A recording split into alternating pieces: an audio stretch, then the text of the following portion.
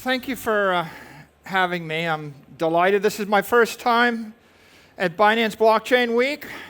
Impressive, very excited. You know, I see a lot of yellow. I guess today's an orange and yellow day. Thank you for hosting the orange. I'd like to share what I see as probably the most exciting development of the past year, which is the worldwide embrace of digital capital, digital currency, digital finance, and digital credit. And Binance is a big part of it. Everybody in this room is a big part of it. And I'm going to share my perspective on it. And I thought I'd start just by observing. By the way, there's supposed to be a timer here. The timer's wrong. It says I have 12 hours and 40 minutes. Yeah, you guys are in trouble. I could actually fill the 12 hours and 40 minutes. Let's start with an observation. There's a revolution in the capital markets going on. And that revolution is impacting the capital markets for currency globally. It's impacting the capital markets for equity. It's impacting the capital markets for credit. It's impacting the derivatives capital markets. And the basis of a lot of this starts with Bitcoin. And it starts with the embrace of Bitcoin by the global financial community. So Bitcoin is emerging as digital capital. And why is it digital capital? Because the President of the United States, Donald Trump, has styled himself the Bitcoin president. He's declared he wants to make the United States the crypto capital of the world. He's decided he wants to lead in digital innovation, whether it's digital assets, digital capital, digital finance, or digital intelligence. And you can see that it's not just rhetoric, because he's appointed a cabinet, and that cabinet consists of an incredible array of digital advocates. The Vice President of the United States is an advocate. The Secretary of the Treasury, Scott Bessent, is an advocate. The head of the SEC, Paul Atkins, is an advocate. And not just the financial regulators, you also have non-financial regulators like Tulsi Gabbard, Kelly Loeffler, Robert F. Kennedy, even the head of the FBI or the head of Commerce. You've got an unprecedented support for this asset class across those people running the entire government of the United States. And this is a big deal. We've come a long way in 12 months. The second thing that's happening is that for Bitcoin to emerge as digital capital, you need the banking industry of the world and the banking establishment to embrace it. And they were fairly hostile to the entire crypto industry until about a year ago. And even a year ago, with the change in administration, there was uncertainty as to whether or not the banking regulators would actually make good on the campaign promises of the Trump campaign. And what we've seen is they have. There's been a series of announcements by Treasury, by the OCC, by the FDIC, by the Federal Reserve, and even joint bulletins from all those financial regulators. The sum total of them to say crypto is good, Bitcoin is good, it's okay to bank it, it's okay to lend against it, it's okay to custody it. We know that the previous administration punished banks that engaged in crypto activities. We're not like them. There's a 180-degree sea change. So banks are the most bureaucratic, risk-averse institutions in the world for good reason. You would think that from the point that the tone at the top changed 180 degrees, it might take a bit of time. I mean, for all the banks in the world to embrace crypto, to embrace Bitcoin, in 4 to 8 years would be fast. What you see here is it's happening much faster. What we've seen is BNY Mellon, PNC Bank, Citi Bank, JPMorgan, Wells Fargo, Bank of America, Vanguard, all of these have flipped from a hostile, negative, or skeptical view to a positive view in the last 12 months, right? We have announcements. Schwab is going to custody Bitcoin and extend credit against crypto assets early next year. Citi is doing the same thing. It used to be, I couldn't get a loan against Bitcoin from any major bank, and now if I counted the top 10 banks in the United States, eight of them are actually engaged in crypto lending, and they've all flipped their stance in the last 6 months. So this is a major change. Wall Street's embraced Bitcoin as collateral, as capital. We were the first company that was publicly traded with a substantial holding of any crypto asset, and the first company with Bitcoin on the balance sheet. Then there were a dozen, and then there were 2 dozen, and then there were 60, and now there's a lot more than that. When we started doing it, there were no ETFs. And you can see that the first ETF was approved January of 2024. There's 85 worldwide. And of course, the most successful ETF in the history of the world is BlackRock's IBIT ETF. So you can see that Bitcoin has exploded through all of the fund business. It has exploded and been embraced through hundreds of publicly traded companies. I mean, to think we've gone from just a handful to more than 200 in 12 months is just an extraordinary move.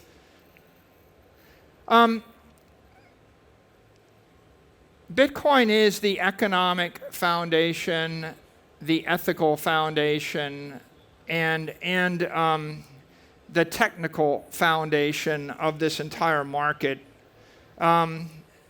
If you consider why, it's because it has the most power. It has the most electrical power, 24 gigawatts. That's 24 full-on nuclear reactors.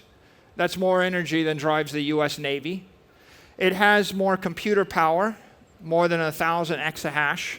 That's more power than all the data centers that Microsoft and Google could muster together.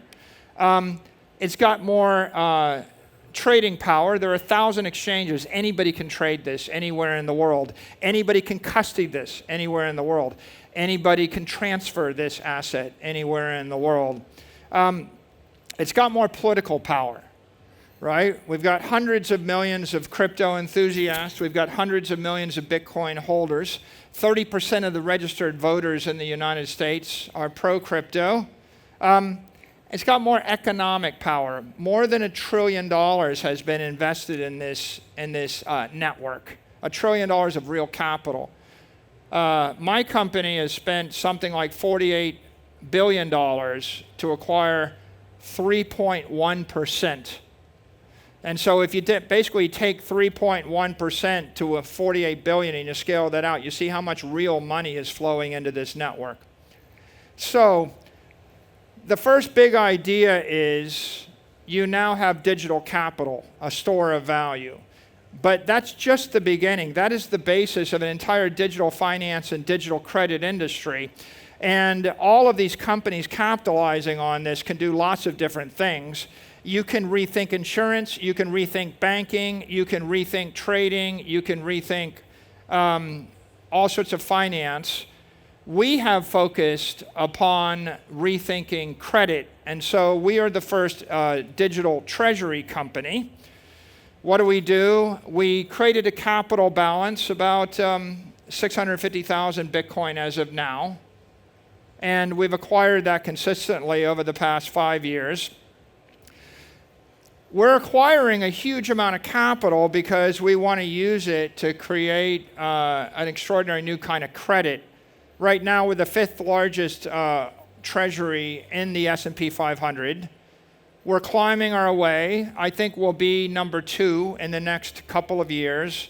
And in 4 to 8 years, we expect to be number 1.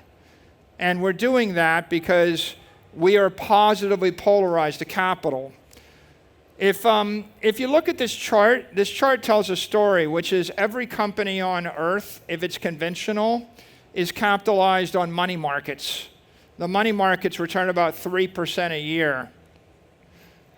That's the conventional finance strategy. But if you were to capitalize on Bitcoin, you'd be returning 47% a year. It doesn't take a rocket scientist to see that if the cost of capital or the hurdle rate is 14%, that's the S&P index, then any company capitalized on money markets is destroying shareholder value as they accumulate capital. But any company capitalized on Bitcoin is increasing or creating shareholder value.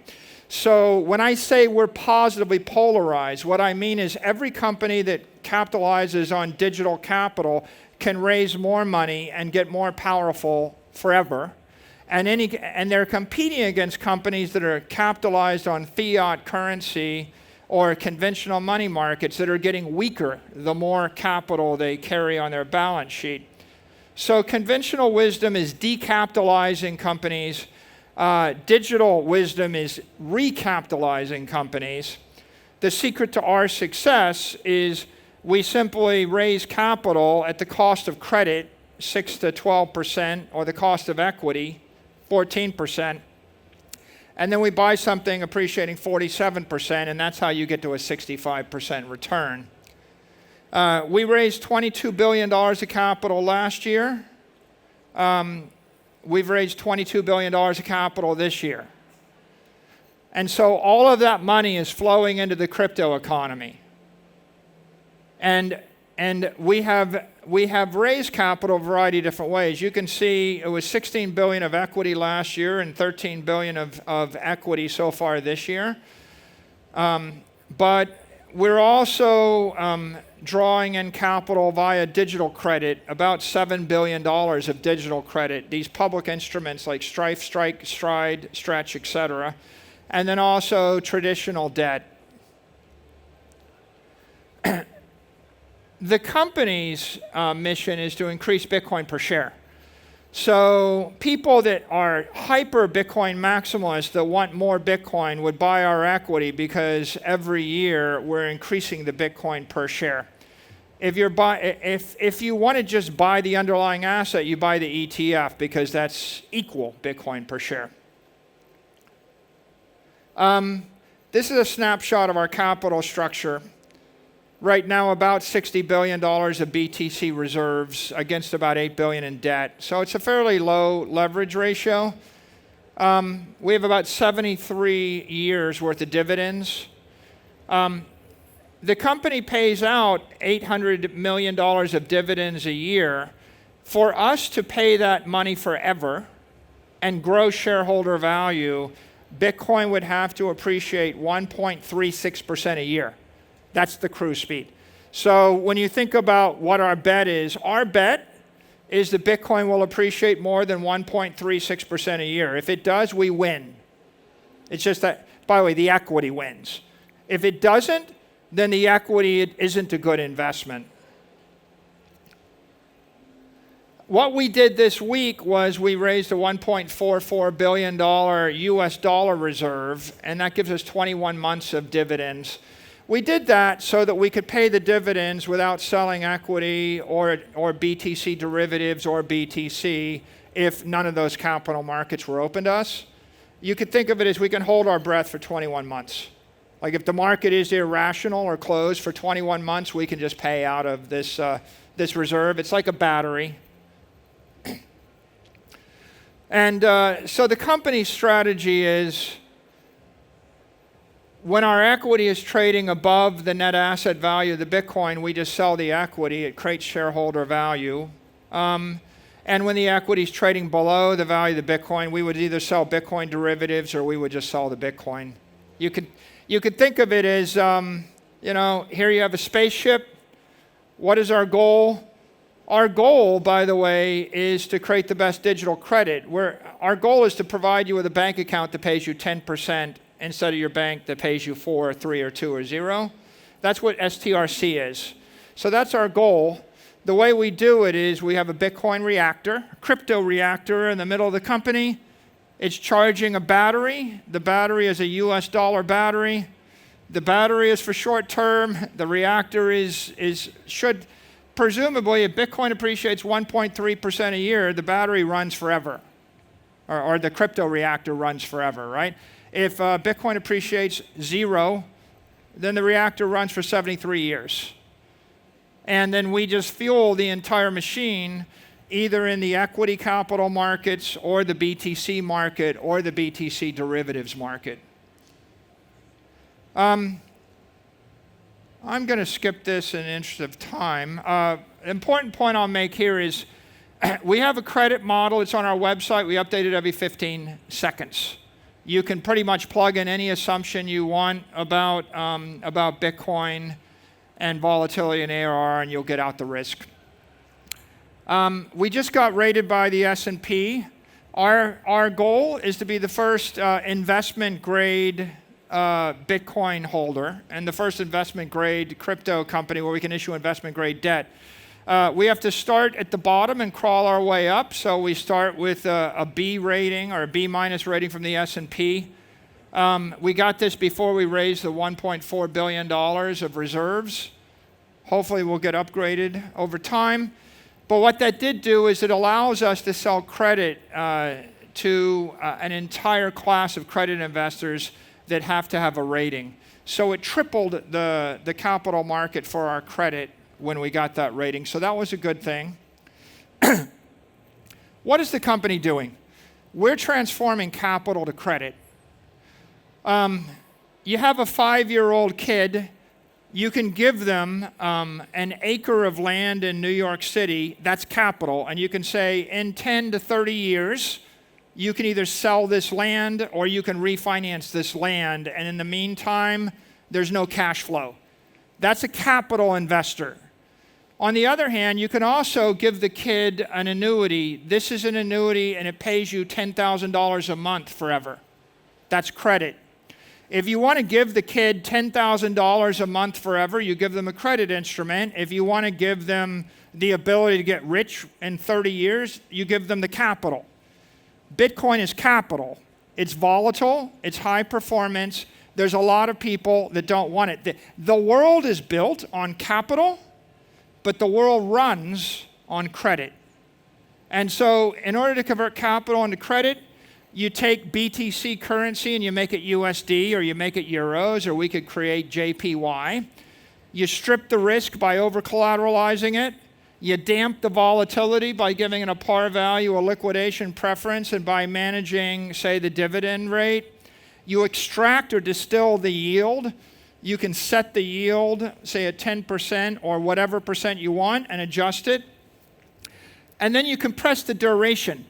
The capital investor, if you own Bitcoin, I say you got to hold it for 10 years, you'll get rich. But you get no money between now and then. The credit investor is, I'm going to give you immediate gratification. I'm going to start giving you cash dividends next month, every month.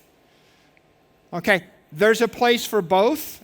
In fact, the average person has certain money they need to have in credit and other money they need to have in capital. What we're doing is transforming digital capital to digital credit. And we've done it and created these various digital credit offerings. Strike is structured Bitcoin. It pays you a yield and gives you upside while you wait if you want the best of both worlds.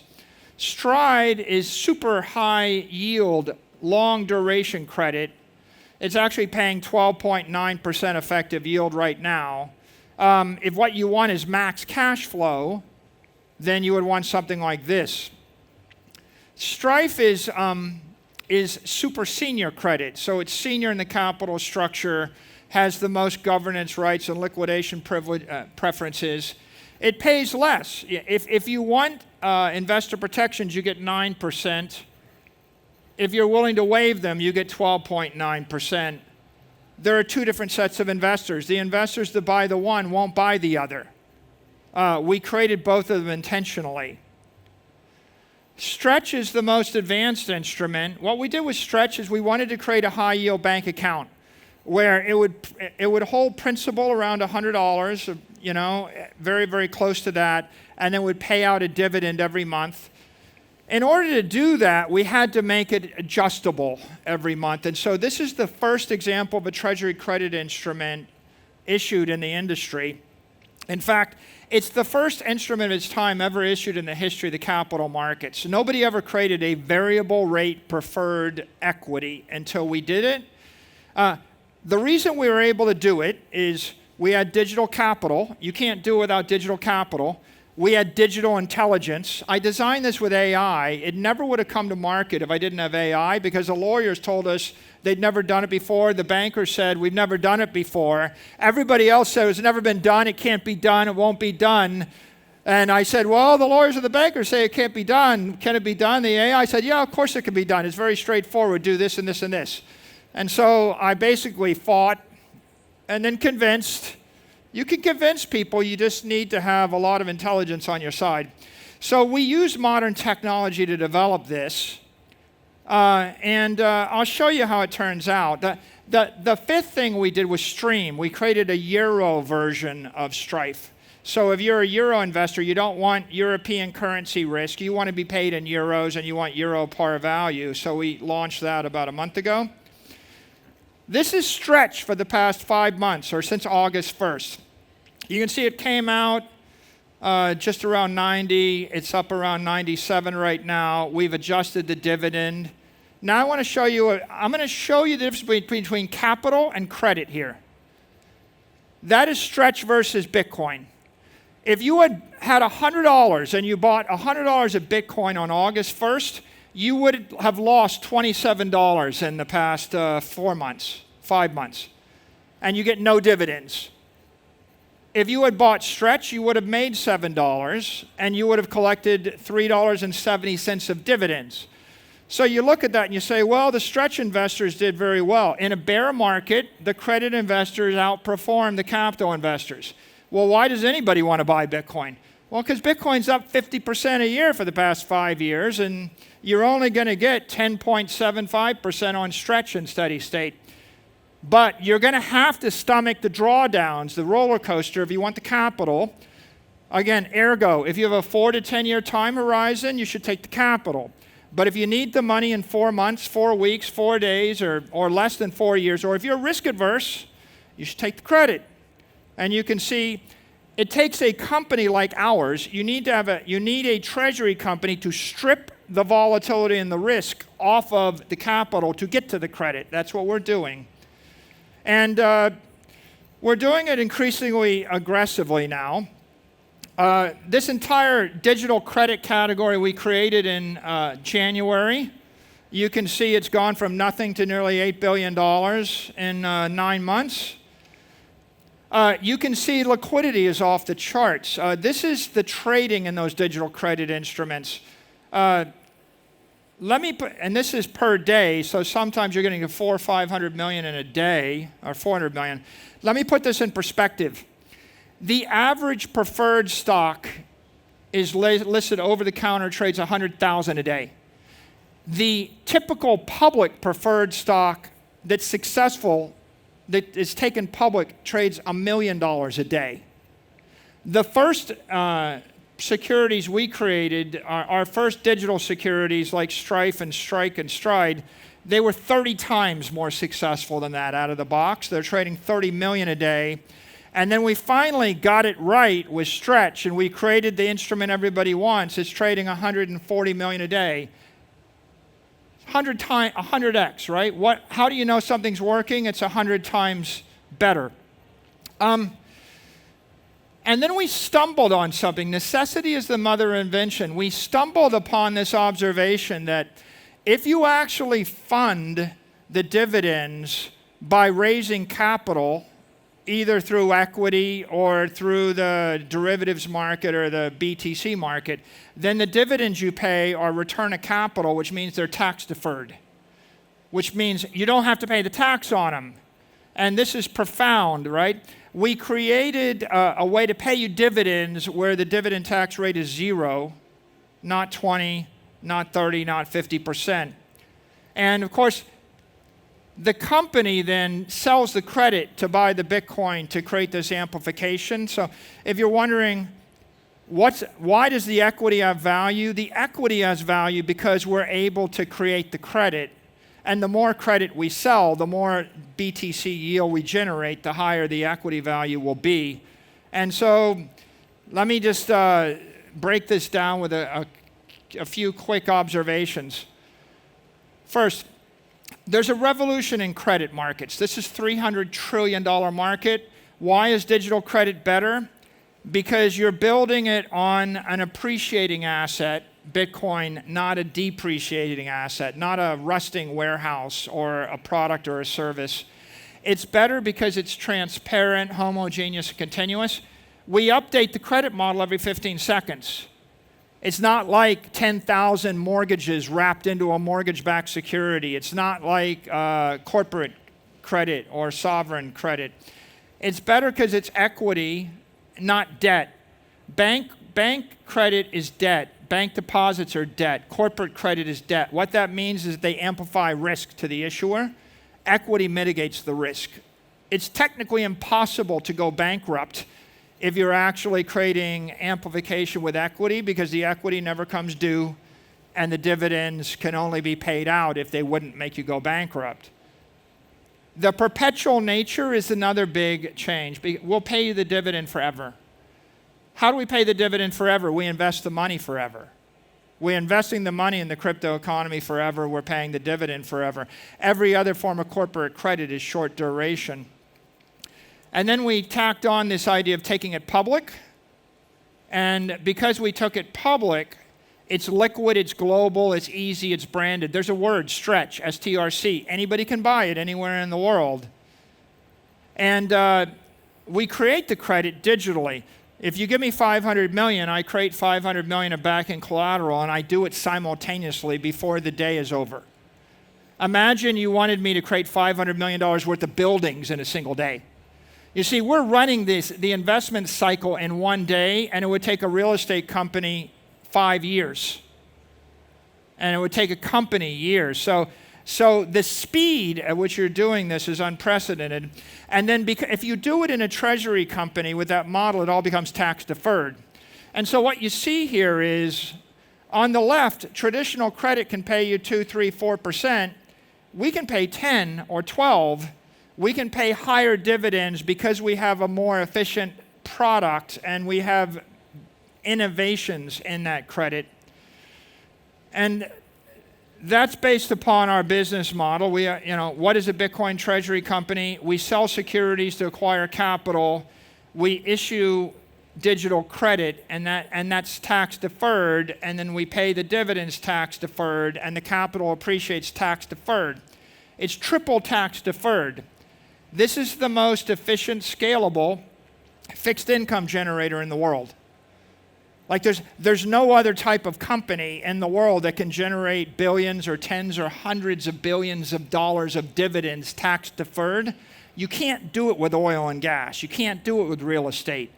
You can't do it in the traditional way, selling products and services. So the breakthrough is based on digital capital and this new type of business model.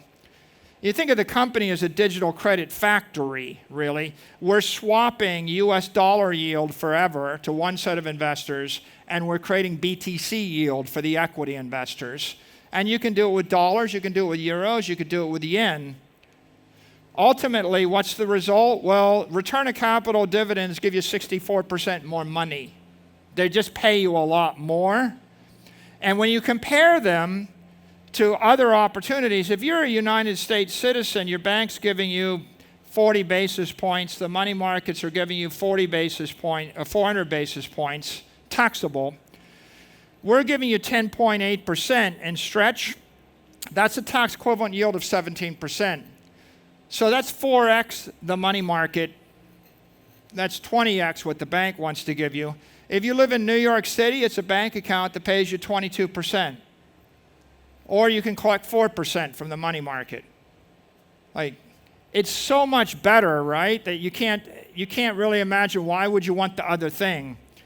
This is Europe, right? In Europe, the money markets pay you 1.5%. Stream pays you 12.5% effective yield, but if you're getting taxed, it's almost 20%. You live in Vienna or Brussels, there's like a bank that pays you 27% interest. Think about it. Right? This is the revolution. We're basically going to digitally transform the banking industry, the money market industry, the credit industry. And it's not just Stretch. Every digital credit instrument is so much better than every conventional credit instrument. It's not even funny. Like, look at junk bonds. They pay you 6%, and our instruments are tax equivalent 14 to 20. Or look at private credit, 7. It's opaque, it's heterogeneous. And of course, look at the entire world. Stretch is a 17% tax equivalent yield. The money markets in the US are 4%. In Korea, they're 2%. In Europe, they're less than 1%. In Singapore, 1%. In Japan, 50 basis points. In Switzerland, they're negative. So when we talk about digitally transforming the world, what we're really talking about is fixing the money and fixing the banking system and fixing the credit system. And remember I said the world runs on credit? Okay, well, how are you supposed to give your kid an annuity in Switzerland or Japan when the bank's offering you nothing? Right? How do you get 10% in Swiss francs or 10% in yen? And the answer is digital credit. And all of these companies that are transforming the world, they're going to go into Japan, like Metaplanet, or Switzerland, and they're going to go into Korea, and if it's not our company, it'll be another local company. And the truth is, the world, the world wants a 10% bank account. So I'm going to make one point, right, which is if you walk down the street and you ask 100 people, what do you want? Do you want to get 30 or 40% a year with 40 volatility? Between 1 and 5 say, yeah, I could put some of my money into that. But a lot of people are afraid. If you ask the average person, would you like a bank account that pays you 10% tax deferred? Everybody wants that. So if you're not sure what you want, you probably want something like Stretch, STRC. And if you think about the implications of this for the digital economy, what this means is that on a foundation of Bitcoin, digital capital, we're going to see digital credit spread into every single market, and it's going to fix the banking system. It's going to fix the money market system. And it's probably going to reset the cost of capital for corporate credit, private credit, other types of credit securities. The winner is the investor. The winner is the digital economy. The winner is the Bitcoin holder in the Bitcoin community. The loser is any bureaucratic, antiquated oligopoly that wants to keep your money and pay you nothing. And that's a lot of different systems everywhere in the world, but we're reforming that system to the benefit of humanity. And you're all on the journey with us, so thank you for your support.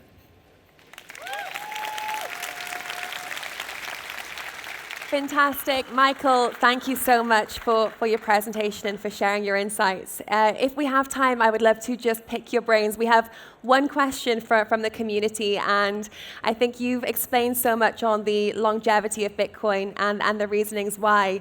We have Binance's flagship event. We have people watching from all over the world. If you had one final message to give everyone, markets are cyclical and we've seen the ups and downs of the movements, but why Bitcoin? Why now? Why always? Yeah, my message is digital is changing the world. It's very obvious. Digital intelligence is going to go into your car, into your robots, into your phones. We're going to have 1 billion AIs. The cars will drive themselves. Robots going to make stuff. If you want to make stuff, do things, think about things, you got to think digitally. Digital assets are going to change the world. Digital currency, digital equity, digital credit, digital finance, digital securities. It's all digitally transforming. A very simple lesson of digital is there's nothing you can't do better digitally.